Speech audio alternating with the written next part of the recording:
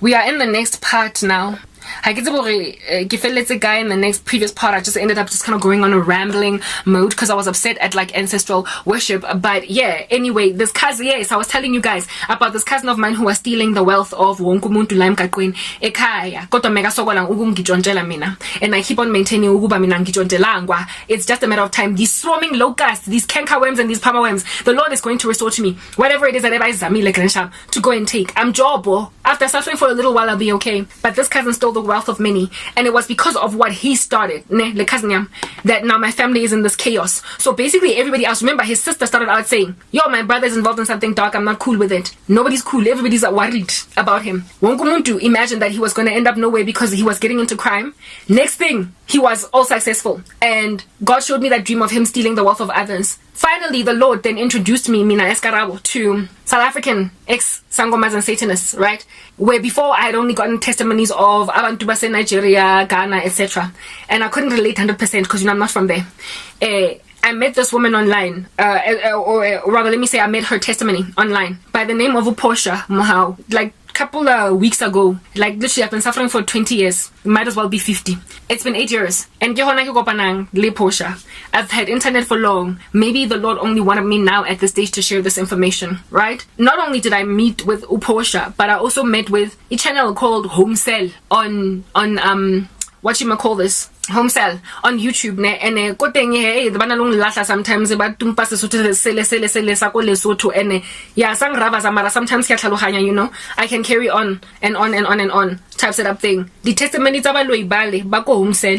But former, it's a Christian channel. Home Cell is a Christian channel. So too is Portia Mohau's ministry, a Christian ministry. And so for me it was like, okay, Lana, I can listen, I can sit and listen, because it is not going to be biased or create some kind of a false witness about who Christ is, because it's not coming from a witch that's still practicing. It's somebody otswileng. And what happens when you are a child of God, you know what I mean, dealing with all this darkness type establishment thing. So I went into these witnesses, these testimonies, and I remember Pusha saying, like, listen, she's got a whole bunch of videos talking about different experiences, right? But one that sticks out to me in this particular point, she spoke about this one dude, that everybody was doing well, and they believed in ancestors and whatnot, and nobody had a reason to complain. But he wanted some tender 400 million, and he did not want to twala umamlambo or anything like that. He just wanted his ancestors work for him only and nobody else. So basically render everyone in the family useless, so that he's the only one otolang any business opportunities. Abo brother bakhe nabo sister meba graduatile ba eskolweni. He was basically saying they must just be poor, all of them. I will take care of them. I ba ne ba tshware ke tla ba bodlisa nna ka dijo tse tswang fridge ya ka, mara tsa bona dijo ba itekele ba ka lebala. Yo guys, wait when Portia was talking, my heart broke so bad. Like I was crying throughout. Like testimony sometimes I click off because it's just too heavy. It's like I'm listening to a memorial service of my family members. Ba hlokofetse kaofela ko bus accidenting. Ha Portia abua ake mogone.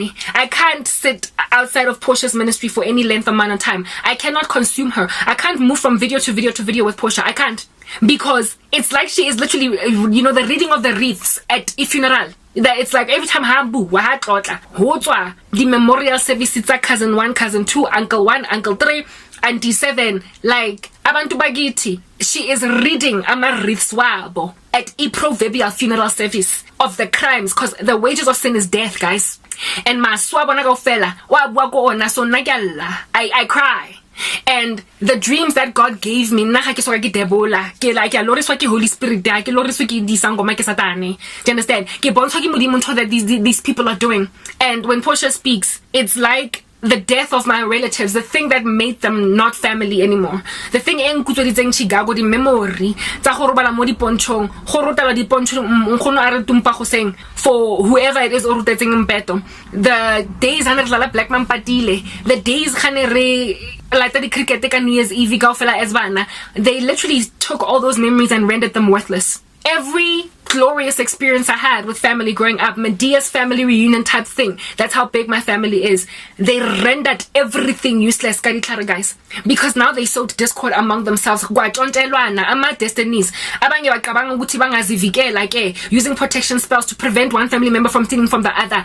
And mina, I was left as indwelt by the Holy Spirit with the spiritual gifting of prophecy, where the Lord uyangibonisa izinto ezenzakalayo, and ngiyababona bonke bangijontshela bajontshela uma bajontshela i-cousin bajontshela mme utswetsa auntie utswetsa mme uncle utswetsa cousin utswetsa mangane. Wait, like I just watched like from a distance. Ingati I was watching. Hey guys, imagine being, I don't know if you guys have seen that movie, Final Destination, we are aeroplane bombang mid-air. Like, one kid has a premonition in an airplane, gets out, and is busy crying at the airport on time. This is the plate. I saw the flight bursting in the sky, and while they're busy trying to calm him down in the airport, there at a distance, the airplane explodes.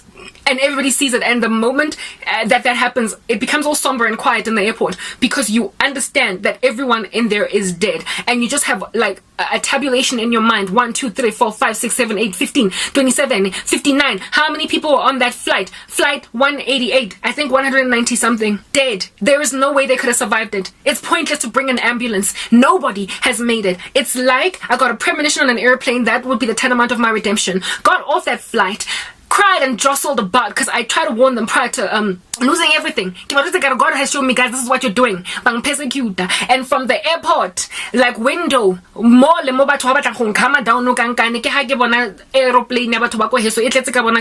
just exploding in midair. And I knew that 1, 2, 3, 4, 10, 50, like all 89 of them dead in one sitting, and there's no airplane that I can send their way. When Portia was giving her testimony on this one dude, or all of the myriads of stories that she tells, it's like she was reading the wreath. It was like now the funeral service of cousin 1, cousin 2, what they've done to each other and me. I could relate with certain spells that were cast, and I could apply the dreams that God gave me to now what Portia was saying. And this dude, Ona, Oilenko Portia, Alomokopa, hore alo rendera di family members tsa gagwe useless. Ongopuditse cousin ena modimo mpontshitse years ago, before I even lost msebenzi wami, hore ke tse lebitso la gagwe keng ke mo file voice ne o jabangu angazi whatever cousin e jabangu o utswa di destinies tsa cousin tsa batho ba heno kaofela. And when Portia was telling the story of this dude who said make everyone in my family useless so I can get a tender ya 400 million, I was like, that's my cousin. That is this cousin who had a history, a criminal record.